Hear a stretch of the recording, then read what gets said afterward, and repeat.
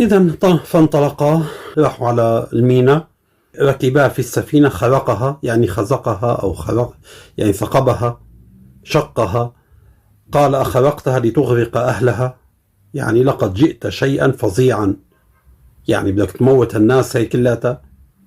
إذا أول فحص رسب فيه سيدنا موسى، ما تحمل إنه هذا مخنافي للكمال. شلون أنا بدي اسكت يعني؟ والمريد ما بيسكت على باطل لإمامه، بس بنفس الوقت أنت قايل إنه أنا لا أعصي لك أمرا. فإذا في هزة بدن هون، يعني سيدنا الخضر على حق وسيدنا موسى على حق، ما بنحسن نقول مو حق، لأنه أنا صحيح أنا قلت لا، بس أنت شيء زيادة عن حد.